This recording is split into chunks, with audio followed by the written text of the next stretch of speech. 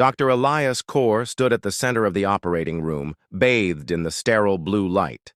Cameras rolled silently from the observation deck above, documenting what was meant to be the most groundbreaking surgery in medical history, the world's first successful head transplant. His patient, a paralyzed war veteran named Marcus Vane, had volunteered, seeking a second chance at a functional life.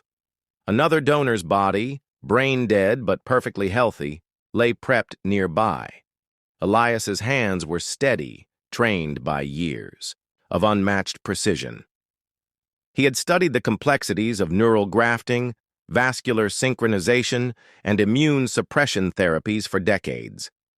No other surgeon on the planet had dared attempt what he was about to do. And now, with funding from a shadowy international consortium, he had everything he needed, except the certainty it would work. The anesthesiologist confirmed the patient was unconscious, and the surgical team stood ready.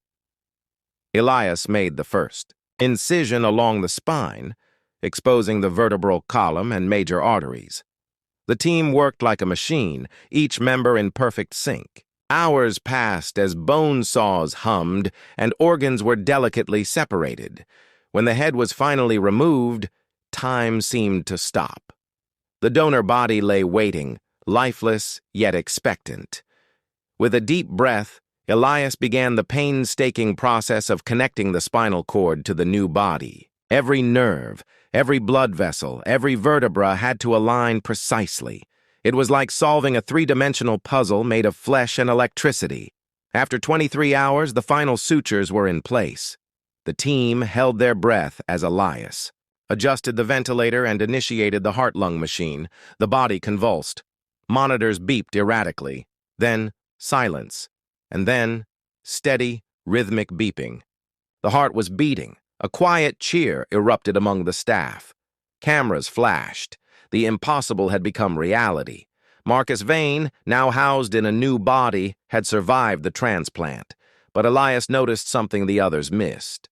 A faint twitch in the patient's fingers, one that didn't align with the nerve impulses he expected. They moved Marcus to post-op care, where he was placed under heavy sedation. Elias monitored him closely, charting every neurological response, every movement.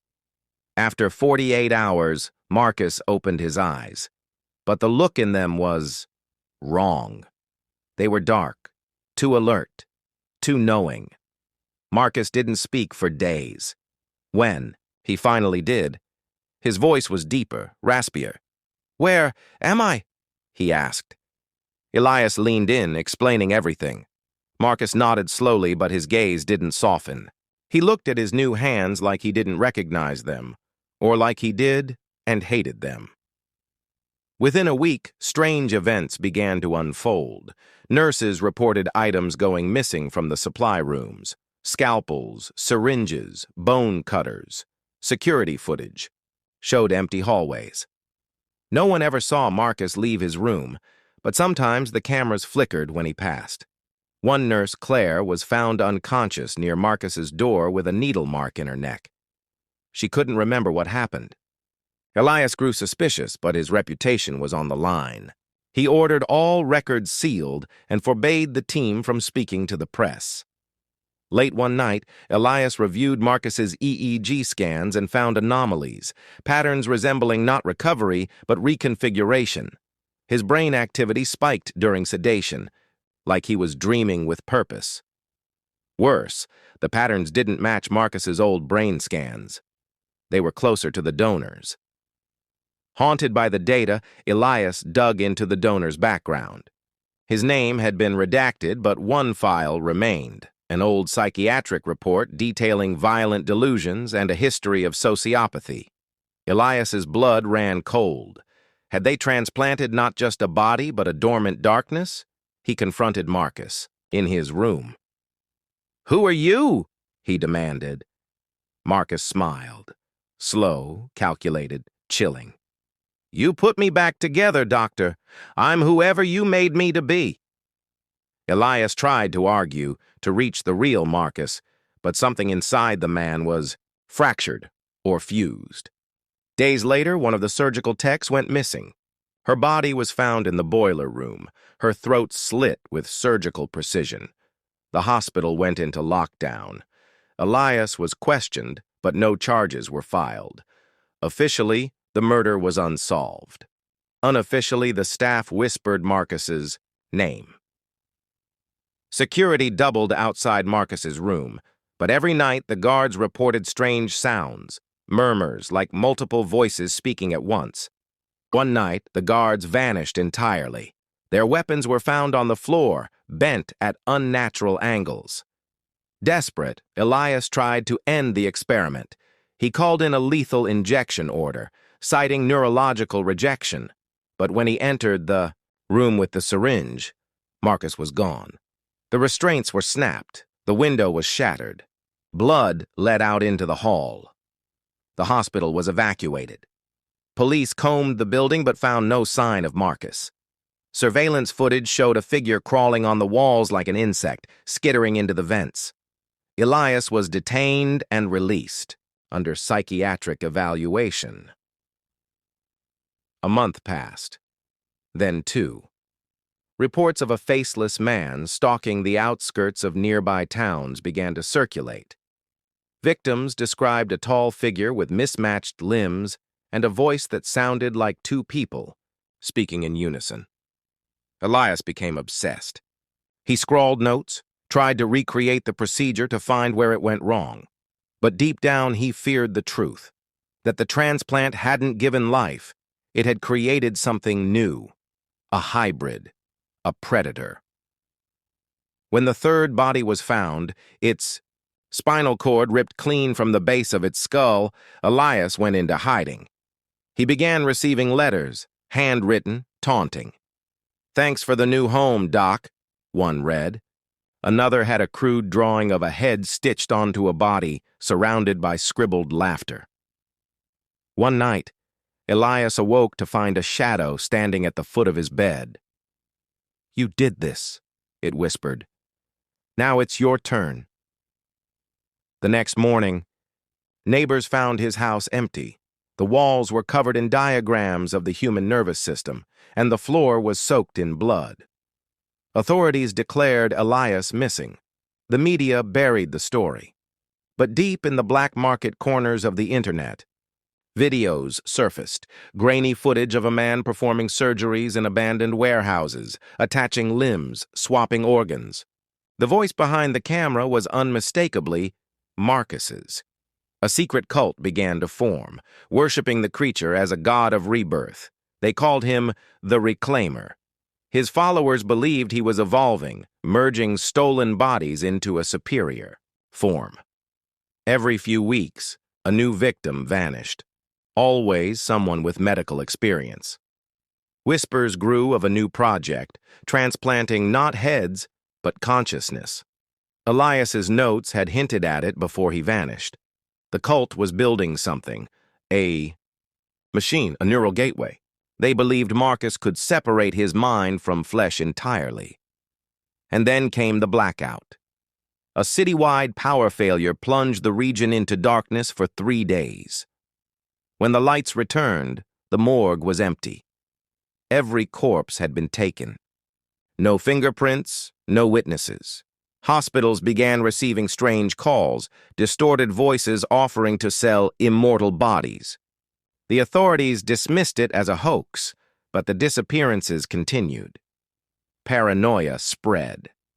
People stopped trusting hospitals. Doctors were attacked in the streets. In a hidden lab beneath an old asylum, Marcus, or whatever he had become, stood before a bank of monitors. Faces flickered across the screens. Donors, patients, scientists. "All of them are mine," he said to the empty room. "Thanks to Elias." He kept the doctor's head in a jar, still conscious, still capable of screaming. It was the price of creation. Marcus spoke to it often. "You made me," he'd say. "Now I make the world." The last footage captured by a drone showed Marcus walking into the woods, his body a patchwork of stolen flesh. Behind him, others followed, limping, malformed, silent. A new species, born not of nature, but of ambition. And somewhere, deep, in the dark, they are still walking, still changing, still remembering the day medicine played God and lost. Weeks passed, but the world above remained unaware of the growing threat festering beneath its surface. The official story remained locked behind government secrecy, and the hospital was quietly demolished in the name of urban development. But whispers never die, especially when they're fed by blood. A small investigative podcast, Body of Evidence, stumbled upon archived forum posts, encrypted documents, and anonymized testimonies. They traced the legend of the Reclaimer from city to city, each tale more horrific than the last. Skin, flayed and sewn, families slaughtered in their sleep, entire morgues left gutted. One of the podcast hosts, Riley Mira, pushed deeper than the rest. She found Elias Korr's last known files on the dark web, blueprints, DNA sequences, and a chilling journal entry. "If God won't judge me, my creation will."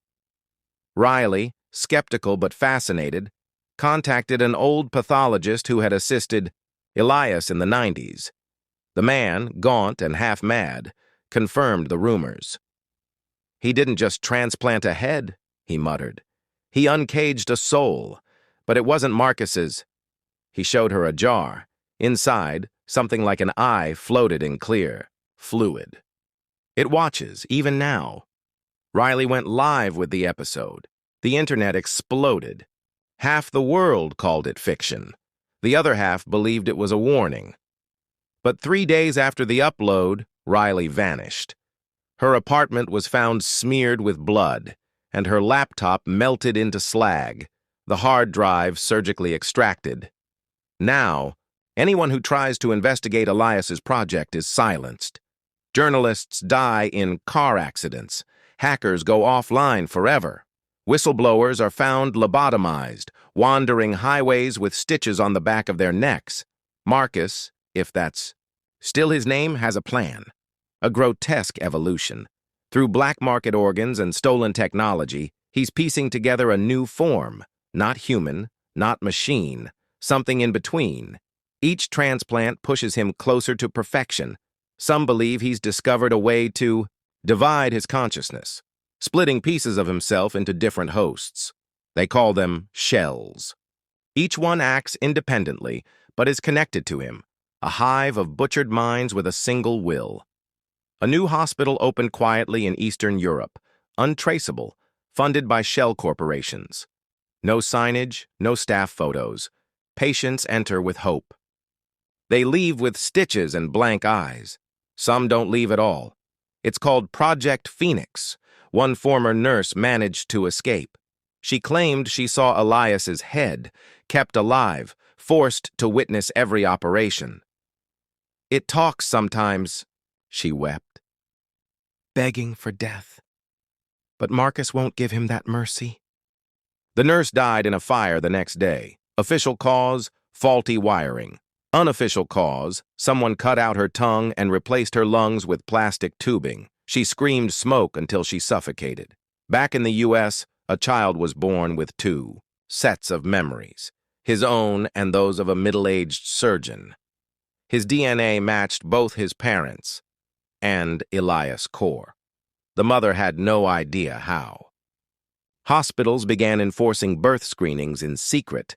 The Reclaimer, as his followers still called him, began releasing manifestos, biological in nature, flesh-bound books etched with bone needles.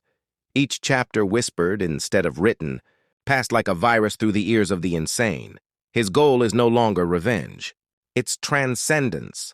Elias's research contained one final theorem. What if the mind is not tethered to one body, but many? Marcus is proving it piece by piece, corpse by corpse. Entire towns are now abandoned in the dead of night. No fire, no war, just silence. Surveillance drones show figures moving in sync, dragging equipment, carving symbols into the earth visible only from above. The government denies it all. The military has Black Ops units searching for the source, but none return. One audio clip survived, garbled screams, then a low voice whispering, "Send more surgeons." Some scientists theorize Marcus has created a neural broadcast, infecting people through sight and sound. Watching a single video, hearing one of his encoded frequencies, could rewrite your nervous system, turn you into a vessel.